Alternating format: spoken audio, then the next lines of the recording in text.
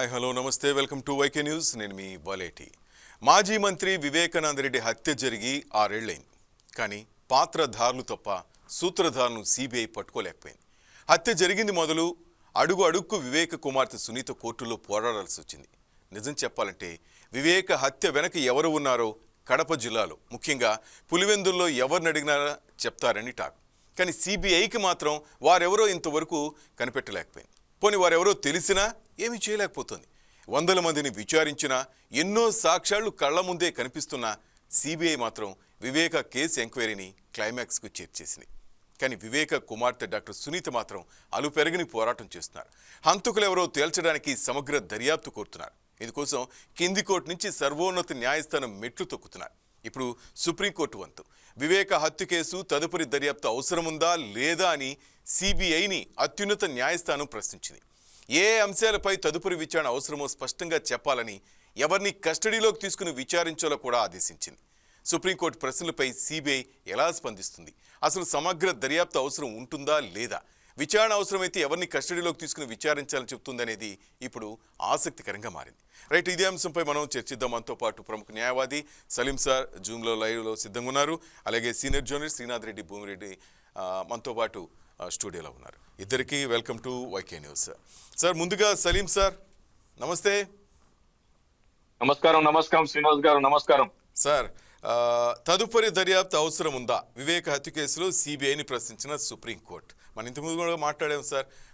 సునీతమ్మ అల్లాడిపోతోంది, ఆమెకి న్యాయం ఎప్పుడు జరుగుతుంది అనేసి.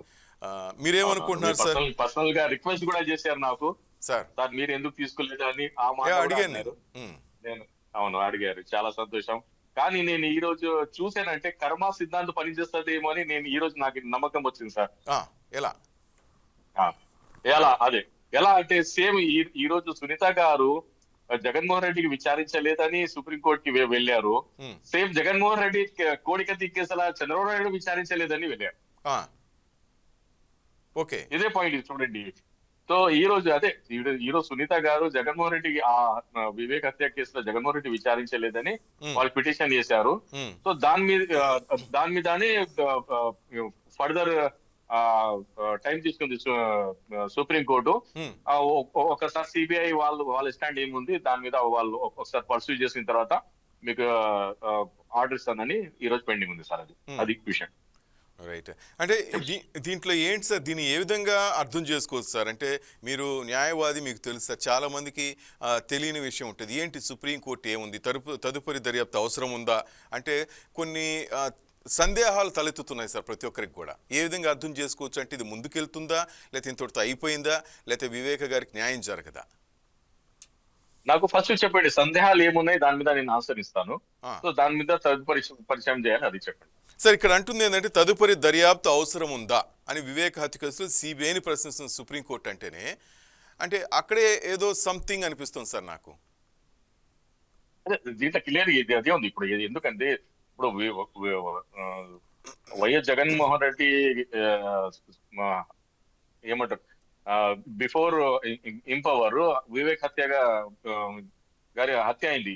సో వివేక్ హత్య is not a common man, is not a simple man, is ex MP and uncle of the ఏమంటారు Jaganmohan Reddy and brother of the Rajasekhar Reddy. చిన్న అదే ఆ పాయింట్ లా ఒక మనిషికి అంత బ్యూటిఫుల్ మర్డర్ చేశారు, గొడ్డలు తీసుకుని నరికారు. సో బిహైండ్ ద సీన్ ఏముంది, బిహైండ్ ద రీజన్ ఏముంది, అది రావాలి కదా. సో అదే పారామీటర్ లా సునీత గారు దీన్ని ఫర్దర్ విచారించాలి అని అది చేస్తుంది.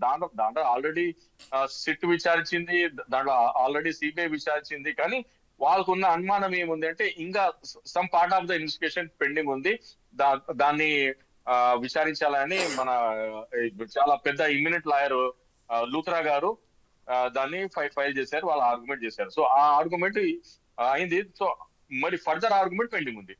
నాకు తెలిసిన విషయం ఇది ఉంది. కానీ ఒక కేసులా ఫర్దర్ ఇన్వెస్టిగేషన్ చేయాలని అబ్సల్యూట్ రైట్ ఉంది పిటిషనర్ కి. ఎందుకంటే ఒక మర్డర్ అయింది ఎక్కడ, కేరళలో ఒక నన్స్ మర్డర్ అయింది. 28 years తర్వాత దానికి జడ్జ్మెంట్ వచ్చింది. అంటే 3 times సిబిఐ వాళ్ళు ఇన్వెస్టిగేషన్ చేశారు, వాళ్ళు క్లోజ్ దొరకలేదు. లాస్ట్ లో ఒక దొంగ వచ్చి చెప్పాడు, సార్ నేను ఏమంటారు ఓపెన్ అయితూ చూశాను అది మర్డర్ అని. ఆ, కానీ అప్పుడు పోలీసు వాళ్ళు అతన్ని ముద్దాయిగా పెట్టేసి దాన్ని జైలుకి పంపించారు. ఉమ్, సో దాని మీద 3 times CBI 3 teams, last third team కి ఒక క్లూ దొరికింది. ఎందుకంటే ఆ మర్డర్ లా ఆ దెబ్బ పడింది నన్స్ కి. ఆ నన్ను బాడీ వెల్ ఉంటది కదా, బావిలా ఫౌండ్ అవుట్ అయింది. ఆ, సో ఆ దెబ్బ ఎలా వచ్చింది ఎక్కడ క్లియర్ లేదు, ఓకే. ఎవ్వరు కూడా ఇన్వెస్టిగేషన్ లా క్లియర్ గా చెప్పలేదు. ఉమ్, సో దాని వల్ల వాళ్ళు ఏమన్నారంటే ఎవడో ఐ విట్నెస్ లైవ్ విట్నెస్ ఎవరు ఉన్నాడు అతన్ని వెళ్తూ లేదు సార్ గుడ్డెలతో కొట్టారు.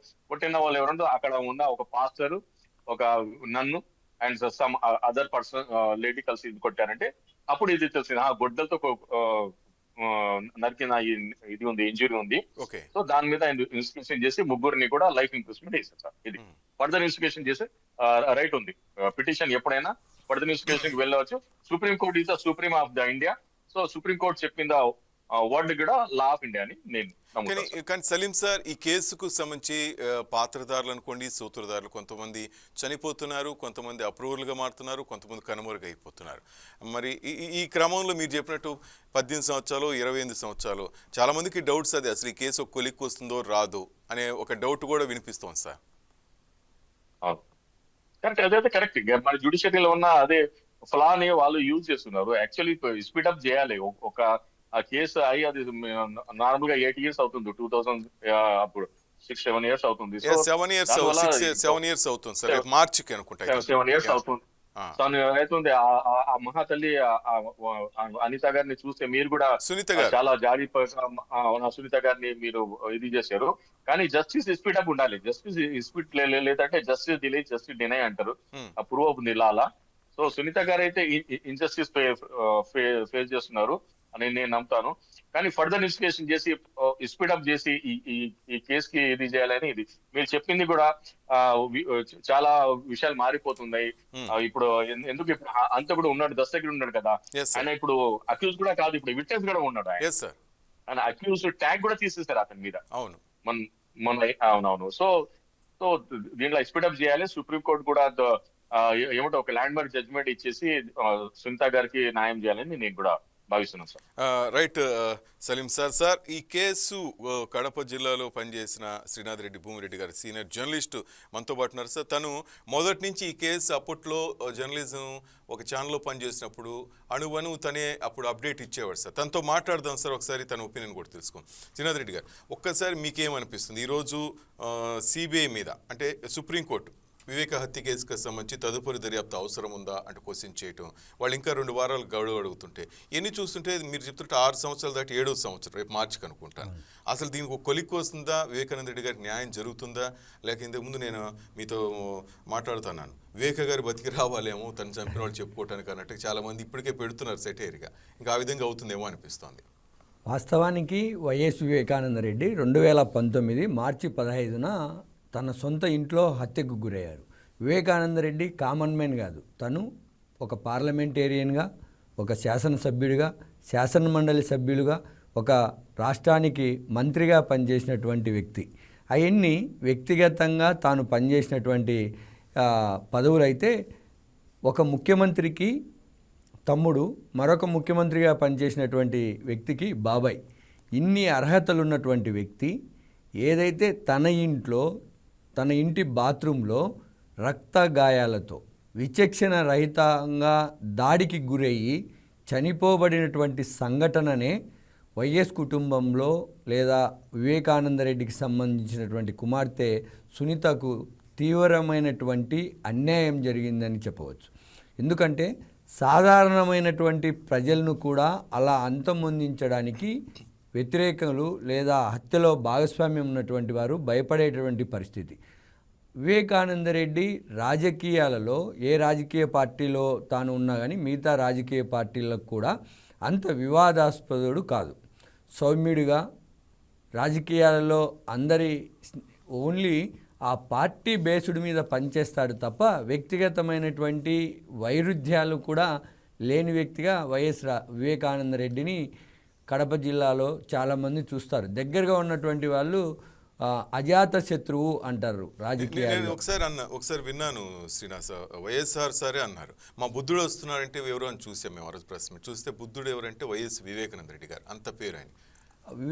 రాజశేఖర రెడ్డి, రాజారెడ్డి ఇలా వారసత్వంతో వచ్చినటువంటి వివేకానంద రెడ్డి రాజకీయాల్లో చాలా డిఫరెంట్ మెంటాలిటీతో, అంటే రాజశేఖర రెడ్డి ఎప్పుడు రాష్ట్ర రాజకీయాలు చూసుకుంటా ఉంటే రాజశేఖర రెడ్డి ఎంపీకి పోటీ చేసిన, పులివెందుల శాసనసభ్యుడిగా పోటీ చేసిన, అక్కడ మొత్తం రాజకీయాలన్నిటినీ వివేకానంద రెడ్డి చేతుల మీదుగానే జరిగేవి.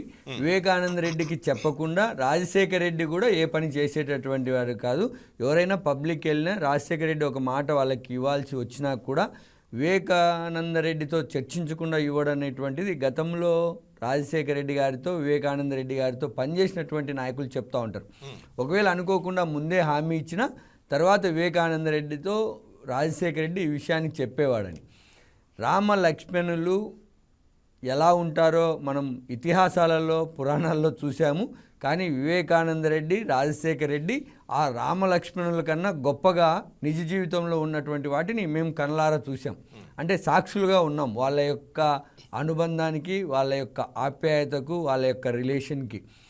ఎక్కడైనా కానీ కుటుంబంలో చిన్న చిన్న ఘర్షణలు ఉంటాయి. అలాంటి అనేక ఘర్షణల్లో కూడా అన్నదమ్ములు ఒకటే మాట, ఒకటే బాటగా నిలిచారు. వైఎస్ వివేకానంద రెడ్డి రాజకీయ ఎదుగుదలలో వివేకానంద రెడ్డి ఉన్నాడన్నటువంటి మాట స్వయంగా పలుమార్లు రాజశేఖర రెడ్డి చెప్పినటువంటి మాట. అలాంటి వ్యక్తి దారుణ హత్యకు గురి అవ్వడం, వైఎస్ కుటుంబ సభ్యులపైనే అనేక ఆరోపణలు, అనేక వేళ్ళు వాళ్ళపైన చూపేటటువంటి క్రమంలో వివేకానంద రెడ్డి హత్య కేసు ఎటువైపు దారితీస్తుందన్నటువంటిది చాలా గందరగోళంగా ప్రారంభమైంది. ఫస్ట్ గుండెపోటు అన్నారు, తర్వాత డెడ్ బాడీని హాస్పిటల్కు తీసుకెళ్ళిన తర్వాత వైఎస్ వివేకానంద రెడ్డి కుమార్తె స్వయంగా డాక్టర్ అవ్వడం వల్ల ఆ గాయాలను గమనించి పోస్ట్మార్టంలో కొంత ఆమె ప్రశ్నించడం వల్ల అది మర్డర్గా రూపాంతరం చెందింది, మర్డర్గా అందరికీ తెలిసింది. సాధారణ మరణం అన్నారు ఫస్ట్ అందరు కలిసి, ఫోన్లలో కూడా అదే సాధారణ మరణము, గుండెపోటు అనేసి చెప్పుకుంటూ. కానీ ఫోటోలు బయటకు వచ్చినటువంటి నేపథ్యంలో అప్పుడు నేను ఒక ఛానల్లో ఒక జర్నలిస్ట్గా ఉన్నాను. రక్తపు మడుగుల్లో ఉన్నటువంటి వివేకానంద రెడ్డి గుండెపోటుకు గురవడానికి రీజన్ ఏంటి అన్నటువంటిది చాలా అనుమానమైనటువంటి పరిస్థితి. ఎందుకంటే ఆ ఫోటోలు వచ్చినటువంటి తీరు, అప్పుడు పిఏగా ఉన్నటువంటి కృష్ణారెడ్డి ద్వారా కొంత అక్కడ జరిగినటువంటి పరిణామాలు కొంత అనుమానాస్పదానికి తావిచ్చేలాగా ఉన్నాయి. ఆ మీడియాను కానీ లేదా చాలా వైఎస్ కుటుంబానికి దగ్గరగా ఉన్నటువంటి వాళ్ళు కానీ ఫస్ట్ ఇంట్లోకి వెళ్ళడానికి కూడా అవకాశం లేకపోయింది. ఏదున్నా కానీ బయట మనకున్నటువంటి సమాచారం మేరకే కానీ అక్కడ రిపోర్ట్ చేయాల్సి వచ్చింది. తర్వాత వివేకానంద రెడ్డి కుమార్తె పోస్ట్మార్టం చేయడం రిక్వెస్ట్ చేసిన తర్వాత హత్యగా తేలిన తర్వాత ఈ హత్యకు కారణాలపైన కూడా చాలా అనేకమైనటువంటి అనుమానాలు వచ్చాయి.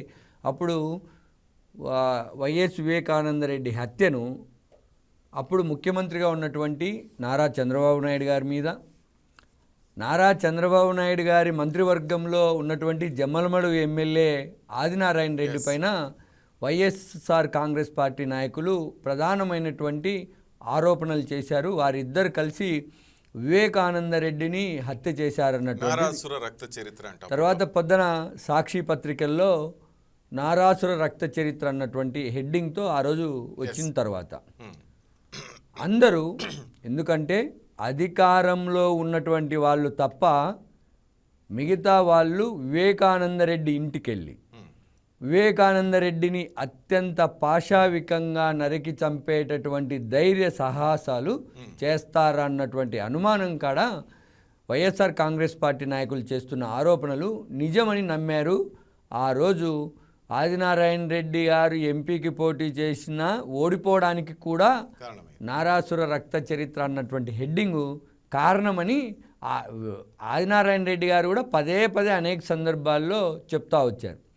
దీంట్లో ప్రత్యక్షంగా పాల్గొన్నట్టు అభియోగాలు ఎదుర్కొంటున్నటువంటి సునీల్ యాదవ్ కావచ్చు, దస్తగిరి కావచ్చు, ఉమాశంకర్ కావచ్చు, వీళ్ళందరూ తర్వాత దస్తగిరి అప్రూవర్గా మారాడు.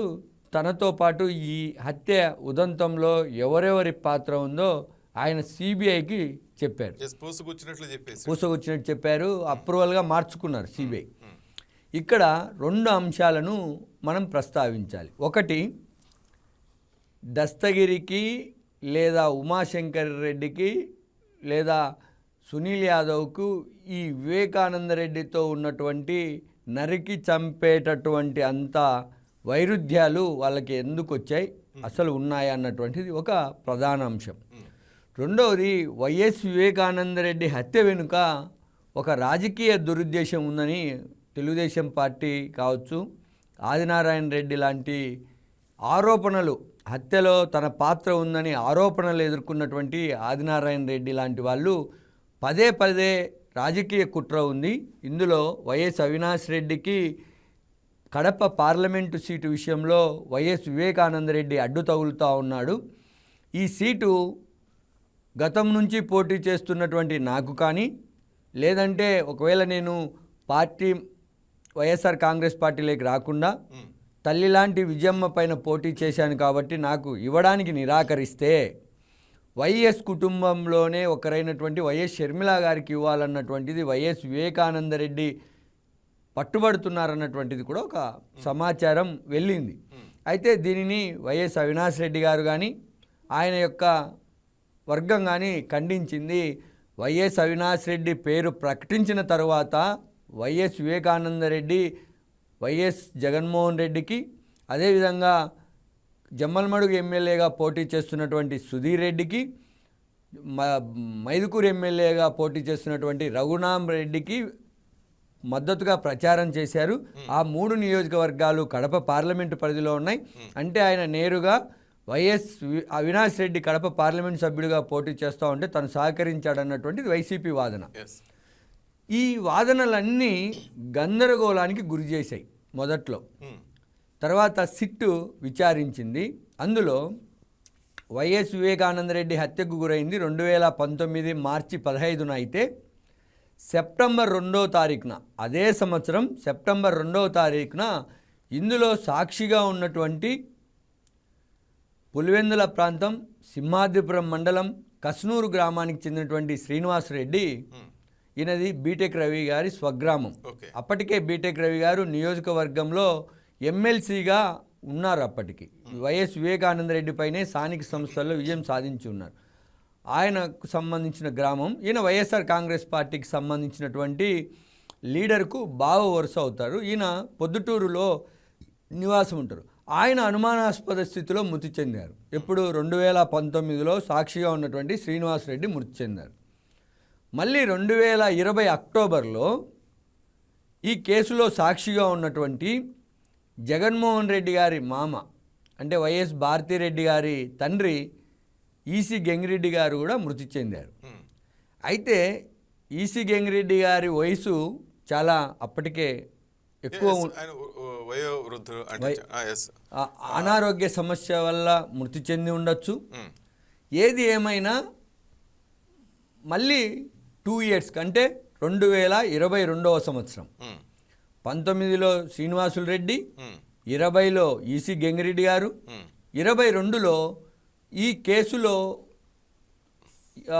దేవిరెడ్డి శివశంకర్ రెడ్డి ఏదైతే ఇవి హత్య చేసినటువంటి వాళ్ళందరికీ సూత్రధారిగా లేదా చెప్పబడుతూ ఉన్నారో, ఈ కేసులో కీలకమైనటువంటి దాంట్లో పాత్ర పోషించాడన్నటువంటి ఆరోపణలతో పాటు అభియోగాలు కూడా ఎదుర్కొంటూ ఉన్నటువంటి దేవిరెడ్డి శివశంకర్ రెడ్డి గారికి అత్యంత అనుచరుడుగా చెప్పుకుంటారు గంగాధర్ రెడ్డి. ఇతను గతంలో తెలుగుదేశం పార్టీకి సంబంధించినటువంటి ఎరుకల మహేష్కు సంబంధించినటువంటి తమ్ముని కొడుకులు హత్య కేసులో ముద్దాయిగా ఉన్నారు. దానితో ఆయనను పులివెందుల నుంచి పోలీసులు బహిష్కరణ చేస్తే తాడిపత్రి నియోజకవర్గంలోని ఒక మండల కేంద్రంలో ఆయన తన బంధువుల వద్ద ఉంటూ ఉండేవాడు.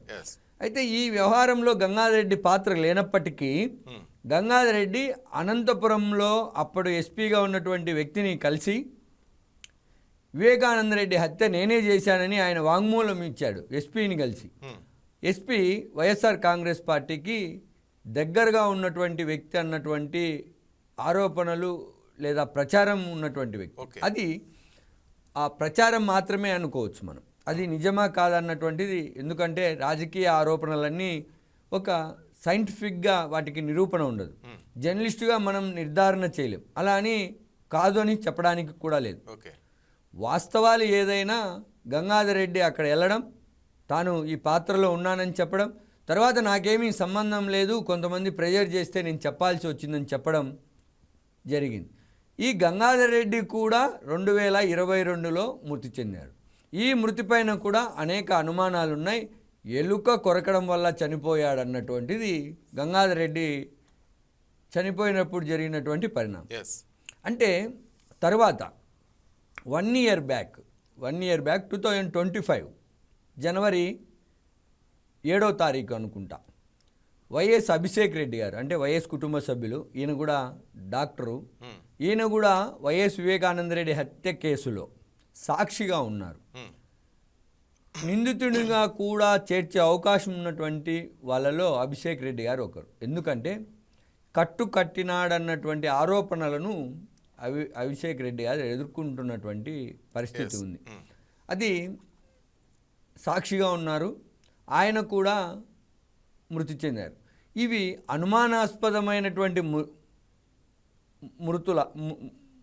అనుమానాస్పదంగా మృతి చెందుతూ ఉన్నారా, లేదా అనారోగ్య కారణాల వల్ల మృతి చెందుతూ ఉన్నారా, లేదా ఇంకేదైనా రీజన్ ఉందా అన్నటువంటి అంశాలను పక్కన పెడితే, అంటే వాచ్మెన్ కూడా వీళ్ళతో పాటు వాచ్మెన్ రంగయ్య ఆయన కూడా రంగయ్య మృతి పైన కూడా అనేక ఆరోపణలు, రాజకీయ ప్రకంపనలు కూడా, మాటల యుద్ధాలు కూడా జరిగినటువంటి పరిస్థితి. ఇలా పరిస్థితులు వివేకానంద రెడ్డి హత్యలో ఏదో కోణం ఉంది, ఏదో ఒక తెలియని శక్తి ఉంది, ఆ శక్తి చాలా బలవంతమైనది అన్నటువంటి దానికి ఇవన్నీ బలం చేకూర్చే విధంగా ఉన్నాయి. సిట్టు తర్వాత సిబిఐ విచారణ ప్రారంభమయ్యాక సిబిఐ చాలా దూకుడు పెంచింది. దస్తగిరి అప్రూవల్గా మారారు. అప్పుడు సిబిఐ అధికారి రామ్ సింగ్ పైనే కడప పట్టణంలోని చిన్నచౌక్ పోలీస్ స్టేషన్లో కేసు నమోదు చేశారు. బహుశా భారతదేశ చరిత్రలో, అంటే ఒక జర్నలిస్టుగా, ఒక పొలిటికల్ అనలిస్టుగా నా దృష్టిలో ఉన్నటువంటి వాటిలో, ఈ భారతదేశంలోనే ఒక సిబిఐ అధికారి మీద పబ్లిక్ నుంచి బెదిరించారన్నటువంటి కేసు నమోదవడం మొదటిసారిగా నేను విన్నా. బహుశా నాకు తెలియకుండా అలాంటి కేసులు నమోదై ఉన్నాయేమో. నా దృష్టిలో ఉన్నంత వరకు అడుగుదాం. సలీం సార్, ఏమైనా ఉందా మీ ఐడియా? చాలా ఉన్నాయి, ఒకటి కాదు చాలా ఉన్నాయి. అంటే రామ్ సింగ్ కన్నా ముందు ఇంకా చాలా మంది ముందా, చాలా మంది మీద కూడా ఇట్లా పెట్టారా? చాలా ఉన్నాయి. ఎందుకు లేటెస్ట్ గా మమతా బెనర్జీ పెట్టింది కదా. ఓకే, ఇప్పుడు ప్రెసెంట్ ఈడీ మీద ప్రెసెంట్ పెట్టింది. అవును, చాలా ఉన్నాయి. ఎందుకంటే లాలా ఉన్న వాళ్ళు దాన్ని అలా యూజ్ చేసుకుంటారు. ఇక్కడ ఏమంటారు, this is all muscle power, money power. So అలా ఉంటది. మరి పొలిటికల్ పవర్ లో అలానే యూజ్ చేస్తాం. మన law only applicable for the common people. Above common ఉంటే ఇంకా ఏ లా కూడా వాళ్ళకి అప్లికబుల్ కాదు. మనోడు చెప్తుంది వింటున్నారు కదా సార్, శ్రీనాథ్ చెప్పేది చాలా అసలు అసలు చాలా డీప్ గా నేను వింటున్నాను. తను మొదటి నుంచి ఫాలో చేశాడు సార్, అందుకే పిలిపించాను తను ఈ కేసు సంబంధించి. న్యాయం జరుగుతుంది. తన మాటలు మీరు విన్నారు సార్. ఒక బలమైన శక్తి ఎక్కడో ఉంది ఈ కేసు అంతా వెనక, అర్థమవుతుందా? ఆ బలమైన శక్తి అందరికీ తెలుసు, తెలియకపోవచ్చు. ఏం జరుగుతుంది, న్యాయం జరుగుతుంది తేల్చేయచ్చు. ఇప్పుడే అర్థమైపోయింది సార్, సీన్ మొత్తం అర్థమైపోయింది. సిబిఐ, సుప్రీంకోర్టు వెళ్ళి సునీతమ్మ మెట్లు ఎక్కడం దిగటం తప్ప ఏమి కాదని తెలిసిపోతుంది. Right, please continue Srinath.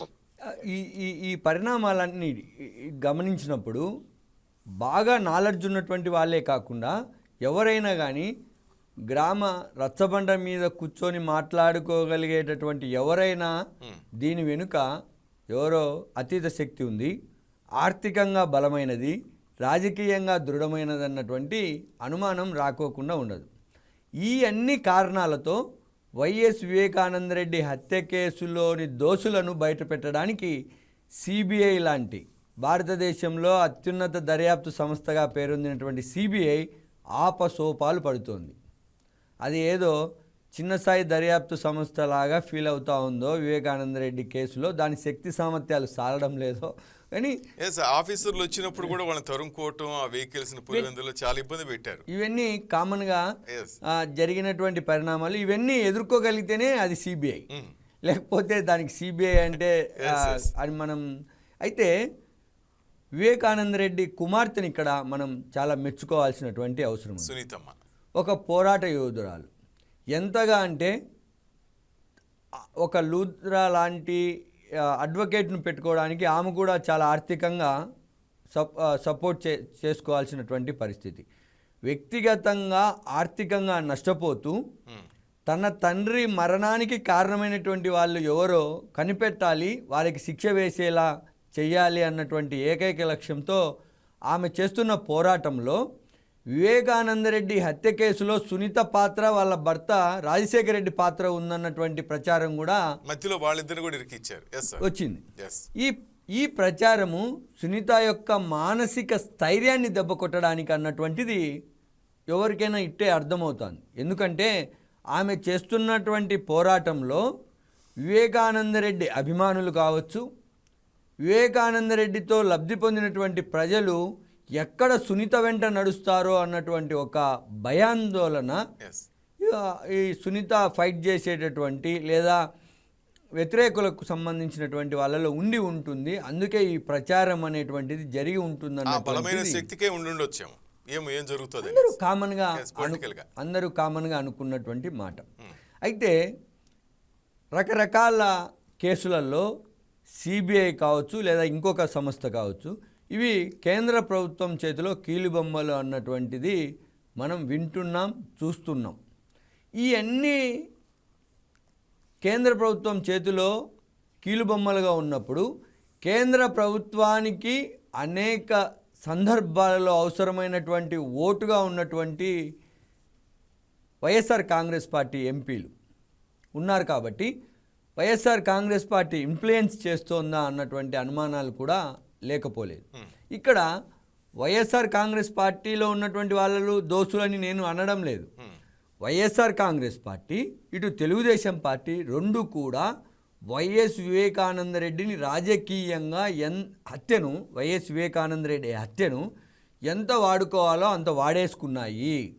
Vivekananda Reddy హత్య ఉదంతం ఇక ఆ రెండు రాజకీయ పార్టీలకు అవసరం లేని అవుట్డేటెడ్ సబ్జెక్టు. ఇప్పుడు కావాల్సింది ఓన్లీ సునీతమ్మకి. రక్తం పంచుకు పుట్టిన కూతురుగా తన తండ్రి హత్యకు కారణమైనటువంటి వాళ్ళకు శిక్ష పడాలన్నటువంటి ఆమె సంకల్పం తప్ప ఇప్పుడు ఏ పొలిటికల్ పార్టీకి వైఎస్ వివేకానందరెడ్డి హత్య ఉదంతం అవసరం లేదు. బహుశా 3 సంవత్సరాల తర్వాత ఈ కేసు ఇలానే కొనసాగుతూ ఉంటే మళ్ళీ రాబోయే ఎన్నికల సమయానికి మళ్ళీ వివేకానందరెడ్డి హత్య కేసు ఈ ఆంధ్రప్రదేశ్ ఎన్నికల అజెండాలో రెండు రాజకీయ పార్టీలకు ఖచ్చితంగా చేరుతుంది అని నేను ఇప్పుడు ఘంటాపాతంగా చెప్పగలను. ఎందుకంటే పరిణామాలు, పరిస్థితులు అన్నీ పొల్యూట్ బై లేదా collaborate by political issues, political lobbying దీంతోనే ఉన్నాయి. కాబట్టి వివేకానందరెడ్డి హత్యను బయటికి తీయాలన్నటువంటిది కూటమి ప్రభుత్వానికి లేదు. దీనిపైన వీలైనంతగా దీంట్లో నుంచి బయటపడాలన్నది వైఎస్ఆర్ కాంగ్రెస్ పార్టీకి సంబంధించి ఇష్యూ. కాబట్టి ఇద్దరు ఆ కేసును ఇప్పుడు ఎన్నికలు లేని కారణంగా వాళ్ళకి అవసరం లేదు కాబట్టి కుమార్తె మాత్రమే ఒంటరి పోరాటం చేయాల్సినటువంటి పరిస్థితి ఉంది. ఇప్పుడు చేస్తున్నటువంటి పరిస్థితి కూడా అదే. రైట్. సలీం సార్ విన్నారు కదా సార్? కరెక్ట్ చెప్పారు సార్. టీడీపీ గారు చాలా కరెక్ట్ చెప్పారు. ఒంటరి పోరాటమే సునీత, అంతే ఒంటరి పోరాటమే, ఒంటరి పోరాటమే. నేను అంటే ఇన్ ఫ్యూచర్ లా సినిమా కూడా తయారు చేస్తారేమని నేను నమ్ముతాను. ఎందుకంటే ఒంటరి పోరాటం అసలు లేదు. ఫాదర్ చచ్చిపోయింది, ఒక ఇది ఉంటది, అంటే గుండె మీద భారం ఉంటది. మరి దీనికి పోరాటం చేయాలంటే చాలా మనము ఒక ఇష్యూ మీదనే మనము మెట్టలు ఎక్కాలి దిగాలి, ముట్ట ఎక్కలు దిగాలంటే మనిషికి ఒక ప్రశాంతం సుఖము ఇది కావాలి కదా, రెస్ట్ కావాలి. కానీ ఎప్పుడు చూస్తే అప్పుడు వర్రీస్ మనిషి చాలా డిస్టర్బ్ చేస్తుంది. బెదిరింపులు కూడా అసలు ఈ మధ్యకాలంలో సునీత గారికి బెదిరింపులు వస్తున్నాయి. ఆర్థికంగా ఆమెకి అంత పెద్ద లాయర్లతో మీరు చెప్పినట్టుగా ఆ లాయర్లకి ఫీజు కట్టాలంటే ఆమె కూడా ఇంకా తప్పదు కదా, ఎన్ని కష్టాలు పడుతున్నారు ఆమె. కరెక్ట్ సార్, ఏ లాయర్ అయినా ఫీజు తీసుకునే ఏది, ఎందుకంటే లాయర్ కింద కూడా చాలా మంది డిపెండబుల్ ఉంటారు. ఇప్పుడు సిద్ధార్థ్ లూత్రా అంటే పెద్ద లాయర్, ఆయన వైట్ క్రైమ్స్ కి స్పెషల్. సో ఆయన చాలా అంటే వెల్ నాలెడ్జబుల్ పర్సన్, అంటే టాప్ 10 లాయర్స్ లో ఆయన ఒక లాయర్ మన ఆల్ ఇండియా లెవెల్ లో. సో సునీతమ్మ అంటే రైట్ లాయర్ ని పట్టుకున్నారు. నేను కూడా చాలా హర్షం వ్యక్తం చేస్తారంట కదా, నేను కూడా ఐ ఫీల్ హ్యాపీ. సో సునీతమ్మకు న్యాయం దొరకాలి. మా జర్నలిస్ట్ గారు ఉన్నారు కదా, ఆయన కూడా సాయం చేయాలి. అవుట్ రైట్ గా ఎక్స్ట్రా జ్యుడిషియల్ సపోర్ట్ కి మీరు కూడా చేయండి. మనం కూడా దీంట్లో మనం మోరల్ గా ఎంత వరకు మనం చేయాలి మనం కూడా చేస్తాం సార్. లేదు ఒక మనిషిని చంపేశారు, వాళ్ళు చంపిన వాళ్ళని శిక్షించాలి, అది ధర్మం, అది న్యాయ దేవత ఇది కర్తవ్యం, అది పడాలని నేను కూడా ఆశిస్తున్నాను సార్. కష్టం సార్. ఇప్పుడు మన శ్రీనాథ్ రెడ్డి సార్ చెప్పినట్టు చాలా మంది చెప్తున్నట్టు చాలా బలమైన శక్తి ఉన్నదేమో, అతీత శక్తులు ఉన్నాయేమో అనిపిస్తుంది సార్. మీరు నేను ముగ్గురం కలిసినా కూడా కష్టమేమో అనిపిస్తా ఉంది. మీరు చెప్పినట్టు సునీతమ్మే ఇంకా ఆమెకి మీరు చెప్పినట్టు ఆ కర్మ సిద్ధాంతం ఉంటుందని చెప్పారు చూడండి సార్ మీరు. అదే ఈ రోజు నేను ఈ రోజు మీరు చెప్పిన తర్వాత నేనే ఇది అయ్యాను. ఆ కర్మ సిద్ధాంతం 2023 ఆయన ఏమంటారు, అదే కామెడీగా ఉంటది కదా, జగన్మోహన్ రెడ్డి చేసిన పిటిషన్ ఆయన వాంగ్మూలంకి రావాలి. లేదు దీంట్లో అసలు చంద్రబాబు నాయుడు విచారించలేదు, హర్షవర్ధన్ ని అక్యూజ్ గా చేయలేదని ఆయన చేస్తే నేనే ఇది ఆయన అసలు గోరుతో ఆ పనికి గొడ్డెల వారు తీసుకొస్తున్నారు. అంటే ఈ రోజు చూడండి, అక్యూజేషన్ స్టాండ్ అగేన్స్ట్ హిమ్, అదే ఉంది. ఇప్పుడు ఫర్దర్ ఇన్వెస్టిగేషన్ కావాలంటే ఫర్దర్ ఇన్వెస్టిగేషన్ ఏమంటారు వైఎస్ జగన్మోహన్ రెడ్డి మీదనే చేయాలని కదా ఇండికేషన్ ఉంది. అది సో అది పేరు మెన్షన్ చేయకపోయినా ఫర్దర్ ఇన్వెస్టిగేషన్, అదే తదుపరి దర్యాప్తు అవసరం ఉందా అని అడిగింది సుప్రీంకోర్టు. వీళ్ళు ఇంకొక 2 weeks టైం అడిగారంటే సంథింగ్ ఏదో జరగబోతుందా. చాలా సందర్భం. ఇంకా ఆయన మనిషి కూడా పర్సనాలిటీ కూడా బుద్ధ అన్నారు కదా, మీకు ఇంకో ఒక ఏమంటారు హైలైట్ నేను మాట చెప్తాను. సలీం అంటే వివేక్, అరబిక్ లా సలీం అంటారు దాన్ని. Okay okay okay same similar name. Okay sir. So రే అంటే క్రాంతి అంటాం కదా, సో అలానే సేమ్ సలీం అంటే వివేక్ అంటారు. అంటే చాలా వివేకంగా ఉన్న వాళ్ళు సలీం అంటారు అరబిక్ ఉర్దూలా. సో అది అంటే సేమ్ నా పేరు ఆయనది కూడా, కానీ ఆయన పేరు సంస్కృతంలో ఉంది వివేక్ అని. సో అది సో నేను కూడా చాలా భావిస్తాను సార్. We will fight. మన రెడ్డి గారు కూడా ఉన్నారు కదా, చాలా చక్కగా చెప్పారు. నేను ఫస్ట్ టైం లైవ్ లా చెప్తున్నాను. మీలాగా ఎంత ఇలాబరేట్ చేసి చెప్పారు, అది నేను చాలా హ్యాపీ ఫీల్ అయ్యాను. చాలా మందికి తెలియదు సార్ అప్పుడు జరిగింది, చాలా మంది తెలియదు. అప్పుడు గందరగోళం గురించి సార్, ఎలక్షన్ మూమెంట్ ఉండబట్టి ఒకరి మీద ఒకరు గొడవలు పెట్టుకుంటూ క్లారిటీ లేదు. ఇప్పటికీ చాలా మందికి అసలు ఏం జరిగిందో తెలియదు, కోర్టులో ఏం జరుగుతుందో, సునీతమ్మ ఎక్కడ ఫైట్ చేస్తుందో తెలియదు, ఏం జరుగుతుందో చాలా మందికి తెలియదు సార్. అందుకే తను పిలిపించాను సార్. శ్రీనాథ్, ఇక్కడ మీరు ఇంతకుముందు ఒక మాట అన్నారు, టీడీపీకి అసలు అవసరం లేదు దీని ఇంకా అన్నట్టుగా అన్నారు. ఎందుకంటే ఎక్కువ డిస్టర్బ్ అయింది, నష్టపోయింది, అసలు ఆ టైంలో పదవి కోల్పోయింది, అధికారం కోల్పోయింది టీడీపీ. ఎందుకని టీడీపీ ఈ కేసును పట్టించుకోలేదనిపిస్తుంది మీకు ఒక జర్నలిస్ట్గా? ఇక్కడ మనం ఆంధ్రప్రదేశ్ రాజకీయాల్లో ముఖ్యంగా చంద్రబాబు నాయుడు వర్కింగ్ స్టైల్ గమనించినట్లయితే ఆయన కొంత కఠినమైన నిర్ణయాలు తీసుకోవడంలో చాలా సున్నితమైనటువంటి లేదా ఆలస్యంగా స్పందిస్తాడన్నటువంటిది తెలుగుదేశం పార్టీ నాయకులు చెప్తున్నటువంటి మాట ప్రకారం. వివేకానందరెడ్డి కేసులో ఆదినారాయణ రెడ్డి పాత్ర ఉండొచ్చు అని ఆ రోజు చంద్రబాబు గారు నమ్మడం వల్లే ఇది ఇంత దూరం వచ్చి ఉంది. వాస్తవానికి ఇంటెలిజెన్సీ రిపోర్టు మొత్తం ఆ రోజు ముఖ్యమంత్రిగా ఉన్నటువంటి చంద్రబాబు నాయుడు గారు, ఆ రోజు ఇంటెలిజెన్స్ చీఫ్గా ఉన్నటువంటి వెంకటేశ్వరరావు గారు కూడా దీని మీద డైవర్ట్ అయ్యారు. అక్కడ లోకల్ పోలీస్ చెప్పినటువంటి మాటలను బట్టి అనేటువంటిది వాళ్ళు అనేకమైనటువంటి ఇంటర్వ్యూలు చూసినప్పుడు నాకు అర్థమైనటువంటి పరిస్థితి. చంద్రబాబు గారు వివేకానంద రెడ్డి హత్య జరిగినప్పుడు దీంట్లో వెంటనే విజయసాయి రెడ్డి గారు ఇది గుండెపోటు అనడం, తర్వాత ఆదినారాయణ రెడ్డి గారు ఉండడం అనడం, కామన్గా చంద్రబాబు గారి పేరు తీసుకొస్తానే నిజంగా ఆదినారాయణ రెడ్డి గారే ఈ హత్య చేపించి ఉంటాడేమో అన్నటువంటి ఒక అనుమానం సిబిఐకి వచ్చింది అన్నటువంటిది తెలుగుదేశం పార్టీ నాయకులు చెప్తా ఉన్నటువంటి మాట. ఎందుకంటే ఆదినారాయణ రెడ్డి గారి బ్యాక్గ్రౌండ్ పొలిటికల్గా అనేక హత్య రాజకీయాలలో సంబంధం ఉన్నటువంటి వ్యక్తి. అవునన్నా కాదన్నా అందులో అతను పార్టిసిపేట్ చేసినా చేయకపోయినా అతని పైన ఆరోపణలు ఉన్నాయి. ఫ్యాక్షన్ బ్యాక్గ్రౌండ్ ఉన్నటువంటి రాజకీయ కుటుంబం నుంచి ఆదినారాయణ రెడ్డి వచ్చాడు. అయితే ఆదినారాయణ రెడ్డి తర్వాత ఫ్యాక్షన్ వద్దు, డెవలప్మెంట్ ముద్దు, ఫ్యాషన్ కావాలి అని అనేక సందర్భాల్లో ఆయన ఫ్యాక్షన్కు దూరంగా ఉన్నాడు. వాళ్ళ యొక్క అనుచరులను కూడా ఆయన ఫ్యాక్షన్ వైపు పోనీయకుండా కట్టడి కూడా చేస్తూ వచ్చినాడు. సరే, ఆయనే కాదు, మొత్తం చదువుకున్నటువంటి వ్యక్తులు పెరిగిన తర్వాత ఈ పాలిటిక్స్లో కావచ్చు లేదా ఇంకొక గ్రామాలలో సంబంధించి ఫ్యాక్షన్ పోయింది.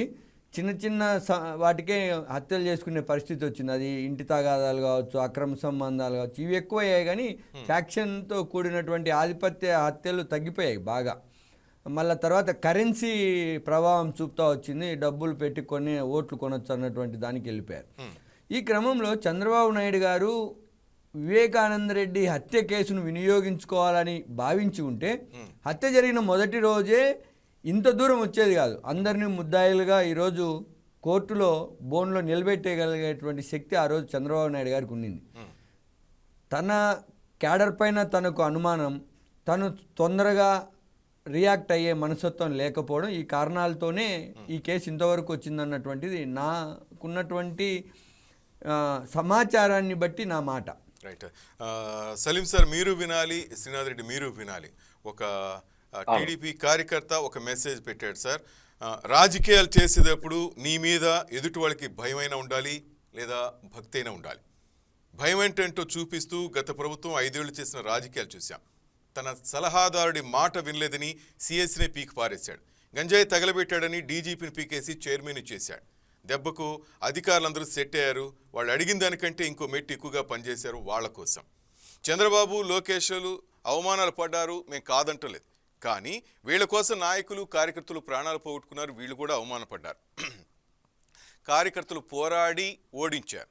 ఈ గెలుపులో మీ కృషి సగం అయితే కార్యకర్తల కృషి ఇంకో సగం. సో వాళ్ళకి మిమ్మల్ని ప్రశ్నించే హక్కు ఉంటుంది. అంటే ఇప్పుడు జరుగుతున్న పరిణామాలు గురించి ఈ వివేక కేసు అయితే ప్రతి ఒక్కదాని మీద వాళ్ళు పెట్టారు సార్. గెలిచి సంవత్సరం పైన అవుతుంది. వాళ్ళు చేసిన అరాచకాల మీద, దానికి వంతపడిన అధికారుల మీద మీరు తీసుకున్న చర్యలు ఏంటి అంటే నామం మాత్రమే. కళ్ళ ముందు క్లియర్గా లెక్కలతో సహా చూపించిన ముహూర్తాలు చూసుకుంటూ కూర్చుండబట్టే జగన్ అన్నకు ధైర్యంగా మీడియా ముందే ఓపెన్గా, నేను పదాలు పలకూడదు అనుకున్నా కానీ చెప్ప తప్పదు సార్, బొచ్చు పీక్కోండి అని బిందాస్గా ఛాలెంజ్ చేస్తున్నారంటూ పెట్టారు సార్. వాళ్ళ బొచ్చు పీకే పని మనకెందుకులే, మేము అభివృద్ధి చేస్తాం, అధికారులంతా మంచిగా ఉంది అని రిపోర్ట్స్ తెప్పించుకుంటాం అనుకుంటే 2029కి 2024లో మీతో సగం పోరాటం చేసిన వాళ్ళు కనీసం అంటే సగం మంది సైలెంట్ అయిపోతారు, 20% డ్రాప్ అయిపోతుంది. ఇది ఒకవైపు అయితే మరోవైపు ఇంకా శాసనసభ్యుల గురించి కూడా చెప్పారు సార్. ఇన్ని లోపాల మధ్య విజన్ 2047 అంటే నవ్వొస్తుంది. ఎందుకంటే మీరు ఇంత కష్టపడుతూ ముందుకెళ్తున్నారు నవ్యాంధ్రప్రదేశ్ అని. కానీ మీ మీద వాళ్ళు బురద జల్లుతుంటే మీరు ఎంతసేపు సైలెంట్గా ఉంటున్నారు, పట్టించుకోవటం లేదని ఈ కార్యకర్తల బాధ సార్. గుండెల్లో నిద్రపోతా, కల్లోకి వస్తా, కళ్ళు తెరిపిస్తేనే డైలాగ్స్ మరోసారి చెప్తే మీరే చప్పట్టు కొట్టుకుని మీరే విజిల్స్ వేసుకోవాల్సి వస్తుంది. భయం అంటే ఏంటో చూపిస్తూ గత 5 ఏళ్లు చేసిన రాజకీయాలు చేశాం. ఓడిపోతే గెలవడం నేర్చుకోవాలి, మోసపోతే జాగ్రత్తగా ఉండటం నేర్చుకోవాలి, చెడిపోతే బాగుపడటం నేర్చుకోవాలి. ఓటమిని స్వీకరించిన వాళ్ళకి ఎలా గెలవాలో కూడా తెలిసి ఉంటుంది కదా ఒక టీడీపీ కార్యకర్త. అంటే ఏంటంటే బాబు గారు మీరు కష్టపడుతున్నారు, లోకేష్ గారు మీరు కష్టపడుతున్నారు, అంతా బాగుంది. కానీ ఎక్కడో మీకు బ్యాడ్ నేమ్ తెస్తూ వీళ్ళు చేస్తున్న దాన్ని మీరు అడ్డుకట్టు వేయకపోతే ఇదే విధంగా ఆ రోజు నారాసుర రక్త చరిత్రని ఎట్లా పెట్టారు అదేవిధంగా పేపర్లో పెడతారు, మళ్ళా చెడ్డ పేరు వస్తుంది. మీరు చేయని దానికి మీరు శిక్ష అనుభవించాల్సి వస్తుంది. ఇప్పుడు చూస్తున్న ఈ కేసు సంబంధించి 6 సంవత్సరాలు, రేపు మార్చి 15కి ఎగ్జాక్ట్లీ అంతేనా 7 years అవుతుంది. ఇట్లాగే ఉంటుందంటూ టీడీపీ కార్యకర్తలు అనేది ప్రతి ఒక్కరు కూడా ఇదే కామెంట్ చేస్తున్నారు సార్. సలీం సార్ ఏమంటారు, కరెక్టేనా అతని ఆవేదన? కరెక్ట్. అసలు ఆ తెలుగు కార్యకర్తకి నేను ఏమండి కోటి నమస్కారం, ఎంత చక్కగా రాశాడు, ఉన్నలాగా చెప్పాడు ఆయన, వాసగా చెప్పాడు ఆయన. అసలు హార్ట్ ఏమంటారు, హార్ట్ ని ఓపెన్ ప్లేట్ లా పెట్టాడా. నేనైతే ఇంకా ఆ స్క్రిప్ట్ నాకు కావాలి, ఆయనతో నాకు ఫోటో సెల్ఫీ కూడా కావాలి, నేను ఆఫీస్ లో పెట్టుకుంటాను. ఆ, అది ఎస్ సార్, అంటే తన బాధ చెప్పాడు సార్. అంటే మంచి ఉండాలి, చాలా చెడు లేదు, ఉండాలి. ఎంతసేపు మనం మంచి అని వెళ్తుంటే అంతే, కరెక్ట్ అది. ఆ మంచిని వాళ్ళు చెడు చేస్తున్నారు, మీరు ఇచ్చేయండి. ఎందుకంటే ఈ వివేకానంద సార్ కేసెస్ సార్, ఇప్పుడు 7 ఏళ్ళు అవుతుంటే ఎవరు పట్టించుకోకుండా ప్రతిదానికి భయపడుతూ రాష్ట్రం అంతా తెలుసు అని చెప్తున్నారు. ఇప్పుడు ప్రతి ఒక్కరికి ఆ వీధిలో లేకపోతే అక్కడ రచ్చబండ మీద కూర్చున్న ప్రతి ఒక్కరికి తెలుసు ఎవరు ఏం చేశారని చెప్పేసి. సిబిఐ అంటారు సార్, ఎప్పటికి ఇది మీ చేతిలో అధికారంలో ఉన్నప్పుడు కూడా దీన్ని తెమల్చకపోతే రేపు మళ్ళీ మీ మీదకే ఈ చెడ్డ పేరు వస్తుంది రేపు ఎలక్షన్స్ అప్పుడు అనేసి ఆ కార్యకర్త ఆవేదన కూడా సార్. ఇటు సునీతమ్మ కూడా ఒక న్యాయం చేస్తే చాలా గౌరవంగా ఉంటుంది. ఎందుకంటే టీడీపీ ప్రభుత్వం మహిళలకి వాల్యూ ఇస్తున్నాం, ఇట్లా పిచ్చి పిచ్చి కామెంట్ చేసినా వాళ్ళు ఒప్పుకోవటం లేదు. మనం చూస్తున్నాం సార్, సోషల్ మీడియాలో ఏ విధంగా బ్యాడ్గా మాట్లాడిన సొంత పార్టీ కార్యకర్తలను బయట నెట్టేస్తున్నారు సార్. ఈరోజు టీడీపీలో చూస్తున్నాం, మనం రెస్పెక్ట్ ఇస్తున్నారు. ఇలాంటి వద్దు అని చెప్తున్న క్రమంలో మన రాష్ట్రానికి సంబంధించి ఒక మాజీ ముఖ్యమంత్రి తమ్ముడు, ఒక ఎంపీ వివేకానంద రెడ్డి గారికి కూడా న్యాయం జరగాలి, ఆ సునీతమ్మకు సపోర్ట్ చేయాలి అనేసి కూడా ప్రతి ఒక్కరూ మెసేజ్లు చేస్తూ ఉన్నారు sir. Thank you Saleem sir, లైవ్లోకి వచ్చి మీ ఒపీనియన్ తెలియజేసినది. మీరు చెప్పినట్టుగా సునీతమ్మకు న్యాయం జరగాలని అందరం కోరుకుందాం సార్. శ్రీనాథ్ రెడ్డి మీకు కూడా థ్యాంక్ యూ వెరీ మచ్, పుస్తకం కూర్చున్నట్టు మొత్తం చెప్పినందుకు. కడప జిల్లాలో మీరు చెప్పినట్టుగా చాలామంది కూడా కోరుకుంటుంటారు ఆ బుద్ధుడికి, ఆ వివేకానంద రెడ్డికి న్యాయం జరగాలని చెప్పేసి. జరగాలని మనస్ఫూర్తిగా మనం కోరుకుందాం. ఎందుకంటే జరగకపోతే న్యాయస్థానాల మీద నమ్మకం లేకుండా పోతుంది ప్రతి ఒక్కరికి. That's all for now. Keep watching YK news. ఇది తెలుగు వారి గుండె చప్పుడు.